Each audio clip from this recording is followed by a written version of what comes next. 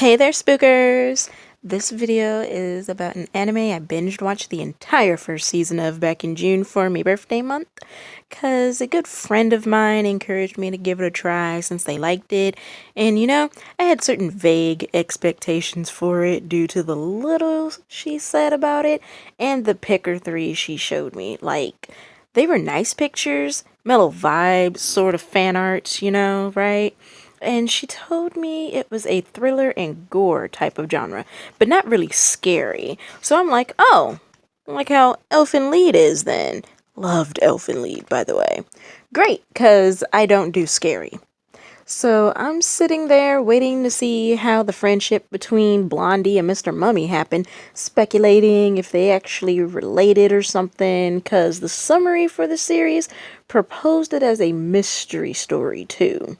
The girl, Rachel, lost her memories and woke up in an unknown place and has to find her way out. And, oof, man, my first thought soon after it starts is that it's a literal House of Horrors death trap situation that she was kidnapped for some awful reason to suffer through.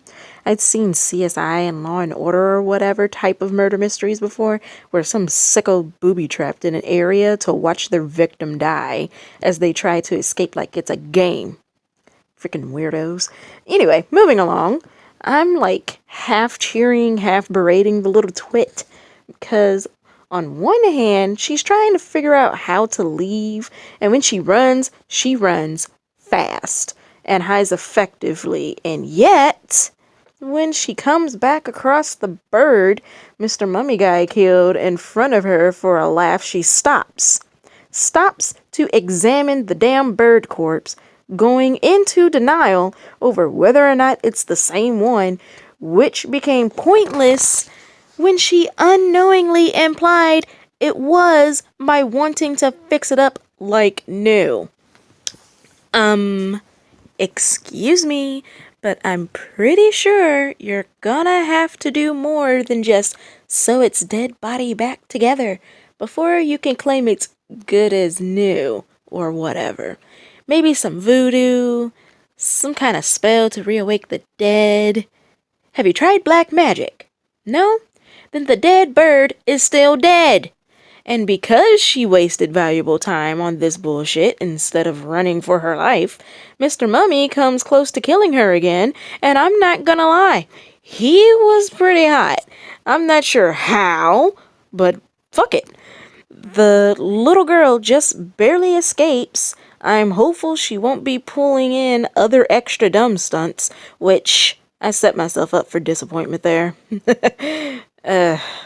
Next thing to happen is this creep popping up trying to pass himself off as friendly and reassuring all Mr. Good Vibes like, but just failing miserably for me like, my boy, look at you. This is not friend. Do you normally walk up on people like this? Is this your understanding of a nice and well-adjusted individual, a good Samaritan, a regular old citizen on the street, minding their own business all la-di-da? Because I don't trust you at all from the moment I first laid eyes on you. Oh my God. You fail. You fail terribly. You get an F for effort. That's how bad you failed, my guy. Jesus. Take some acting classes or something next time. Anyway, and I was right not to trust him, because this fool had an obsession with eyes so profoundly deep that it caused him to involuntarily look like a Muppet. I don't even know how he was able to do that, but it happened, which, is not okay, but to make it worse, he kept trying to show off his tongue game, super gross, for Rachel, the tiny blondie, who I will repeat, is a child. And no, I'm not reading more into it, cause Danny Boy, aka Dr. Daniel, aka Frogface, as I prefer to call him, keeps going on and on and on about how he loves Rachel, wants her attention, her affection, wants to be the sole focus of her life, etc. Every damn time he talks to or about her. Hell, he's apparently the jerk who kidnapped her and placed her in that building. Just not in the way I first thought. Anyway, thanks to the trauma that is Dr. Danny's frog face, Rachel now has all her memories, which for whatever reason are so bad that she does a full 180 flip and becomes suicidal. Something that bores or rather weirds out Mr. Mummy. Speaking of which, one of my fave scenes is this. Look, you little weirdo, I'm a grown-ass man, you understand? I'm not the type of guy that gets his jollies out of cutting up dolls. Okay, so I've only talked about the first couple of episodes or so without going deep into detail or giving out spoilers that are considered important later. If you have not watched or read this yet, you've gotten your warning. Continuing, Rachel has decided that she's now that crazy bitch and decides to take her sweet time begging Mr. Mummy, aka Isaac, aka Zach, to kill her. Maybe she thought if she moved slow enough he'd kill her in irritation? I don't know. But wonder of wonders, homicidal maniac refused to kill someone. Because her wanting to die is boring? And he's decided he wants to leave the building all of a sudden. And knows he'll need help since he's kinda stupid. But mostly that first reason. But why does he suddenly want to leave the place he's been allowed to kill people in?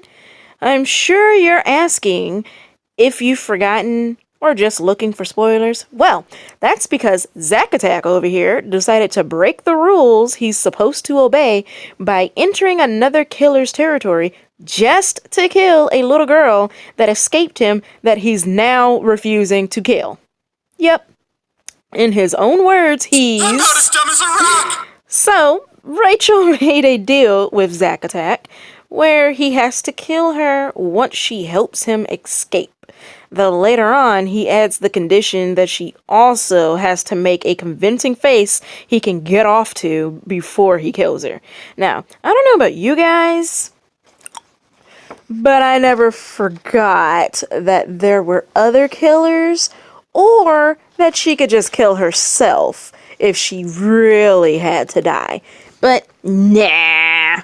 Despite Melonhead, aka Eddie, aka all chomping at the bit to give her a sweet, pretty death, and already prepared with a gravestone made just for her that she actually likes, or Chatty Cathy, aka Catherine, providing all manner of traps for her to die in, if not by Chatty Cathy's own hand, or the ever-present threat by that blind cultist who could actually probably see, aka Gray. Rachel refuses to let anything or anyone else kill her because Zack offhandedly swore to God he'd do it after they made their deal, and he made her promise to do her best to live so that he could be the one to kill her later. And it's just a big ol' mess. Oh, did I mention Frogface keeps popping back into the scene? 'Cause he does. Each time you think Dr. Dan is dead, he hops back in at some point, causing shit and laughing like, bitch, you thought. More on him in a bit, though. Let's talk about Daddy Gray, the heretic, the fuss god. This dude had the balls to proclaim himself god of that building with those killers as his angels. What the actual hell, dude? He claimed to know all about everything that went on inside, but in the same breath, didn't understand how or why Rachel was affecting his so-called angels like she was. To which Rachel had the very appropriate response of, not my problem. He doesn't care for that answer, of course, and starts calling her a witch. Put her on a phony trial and everything, too. I will say I was deeply disappointed that she didn't tell him he was the true witch between the two of them, because she did notice him using illusions, drugs, tricks, and whatever else to make her see things that weren't there. Dude was seriously up on a freaking pedestal doing magic tricks while demanding that Rachel must burn for being a witch. And something I want to talk about real quick before I forget is these bells. There's these little bell sounds that kept ringing throughout the series. Well, throughout the episodes, I should say, in regards to Rachel. And it was never really addressed in the full season. Like, she would be doing something or something would happen to her or something would be said and a bell would ring. And suddenly it's as if she remembered something or she was close to remembering something, but then she just lost it. She just lost whatever almost came to mind, or it caused her to shut down emotionally. I'm not really sure what that's about. But, yeah, if any of you guys know anything about that, let me know. But now back to Dr. Frogface. Your boy Zach and his sidekick Rachel are now on the last level. They think they're almost home free. But then Rachel starts freaking out about the room because she doesn't want Mr. Mummy to absolutely hate her. Because while that might get her dead quicker, the man she arbitrarily decided was her god, and I mean, with the scythe, he do kind of look like a Grim Reaper, I ain't gonna lie. But, yeah, he hates liars and has warned her several times that he can't stand liars. But not as often as she kept wanting to be reminded of his promise to kill her, which got irritating surprisingly quick. It's like, damn near every fucking episode she's stopping him in the middle of, you know, him trying to accomplish something, do some task, or when they're in the middle of doing something, or even when they're just like waiting to be able to go about on their way, or they're talking, having a whole conversation, and she'll just cut it off or sidetrack over to, you remember, you promise, you still promise, you'll kill me, right? You'll totally do it. You're not gonna renege on that, are you? You really mean it still, right? You're totally gonna do it soon, right? It's actually gonna happen, right? And I'm just like, bitch, if he's gonna kill you, he's gonna kill you. Can you at least wait until the time comes when he should kill you instead of asking every 10 to 5 minutes if he still promises to kill you? My God. The fact that he didn't kill her just because she kept bugging him about it is amazing. Anyway, where was I? Friggin' forgot. Oh yeah, so back to the whole her freaking out about somehow lying to the man she arbitrarily decided is her god when he's really just a psychotic killer. Why is she claiming that she's lied to him in her thoughts as she's panicking? Is it because she killed her parents? Is it because she's also a murderer with her own torture room like the others? Is it because she remembered everything, or at least most of what she forgot? They never fully clarified if she got absolutely all of her memories back. Though they kind of implied she did, but at the same time, she also seemed unsure if she actually did. Anyway. Or maybe it's because she did actually know Dr. Frogface. Well, the answers may surprise you. It's no. All nope. No to each. He never asked about her family, or if she was a murderer, or if she lived in that building like him, or even on what she could remember, and she simply avoided answering if she knew Dr. Frogface. Hell, she tried to share all the info about herself that Melonhead had, and he wasn't interested in knowing. So why she chose to spaz out, I just don't get. Since she never lied. Then, Frogface over here, going full Muppet, like, villain as Zach, that the little girl had killed her own parents was supposed to be some kind of game changer that would make Zach want nothing to do with her or something.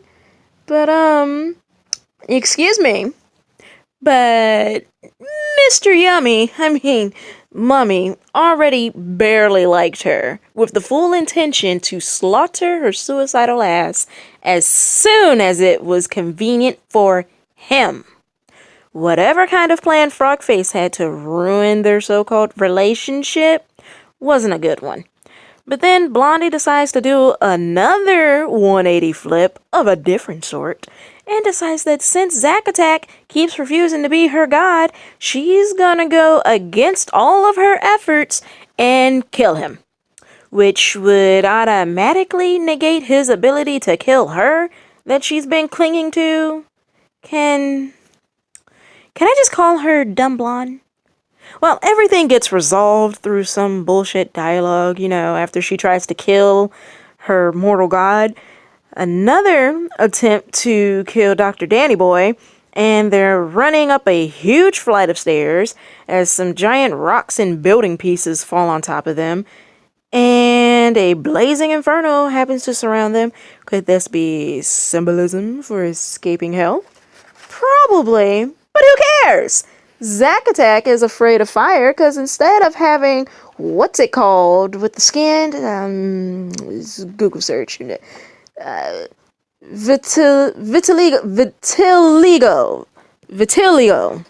Yeah, that. Like I originally thought and was getting excited for in the beginning, he's just a burn victim from a cruel man who, fingers crossed, died from his failure to kill the child. Oh, and Zack's mom wasn't shit either. Anywho, they finally finished the stairs thanks to Mummy Zack having BS powers and are like feet away from some doors that could be freedom when our favorite Muppet shows up to be an obstacle. Rant, get verbally slapped down by Isaac, firmly rejected by Rachel, again, and surprisingly shoots the girl on purpose. She's still alive though, sadly. Then Old Man Gray pops up shooting like it's frog season, wastes more time with pointless words, and I'm just ready for everyone to die like 2 hours or so ago. Like, seriously, just everyone needs to die. The building is self-destructing. Why is no one else dead, even with all the shooting? To sum up the ending, Isaac got arrested upon finally leaving the building simply for existing while holding a small child, I guess. Rachel fails to achieve her dubious goal of dying again because she's given medical attention. Some time passes with Rachel in the nut house with an incompetent therapist doctor lady, and under the belief that good old Mr. Mummy is gonna die soon on death row, which might have left the wishy-washy bitch even more depressed. But in a surprise twist that wasn't a shock, the amazing Zack Attack broke out of jail, found Rachel somehow, burst into her room in a dynamic entry, and opted to spirit her away out the friggin' window in the middle of the night like a demented Peter Pan instead of just, I don't know, killing the chick and going on his merry way like they've been repeatedly saying would happen since the team up. Fuck this anime. I mean, don't get me wrong. The animation, color designs, and idea are nice. The mystery included was engaging enough. It's definitely got humor too. But damn it if I'm not frustrated that Rachel is still alive when she wants to die. I'm not seeing any legit reason why she's not dead yet either. Ending would have been like 20 times better if your boy Zack just burst in, said something like, "I ain't no liar," and then Rachel's dead. Just like that. Would have cheered in glee. Best character was the blind old man in the woods who took chibi Zack Attack in. Don't at me. If your fave wasn't my immortal over here, Zack, who was? Did any of you get shoujo or romance vibes from the way things were portrayed in certain ways in the anime? Or was that just me? 'Cause it bothered me a lot. Literally made my skin crawl how Dr. Danny, Eddie, Rachel, and Isaac were kinda portrayed as a love rectangle, like, ugh.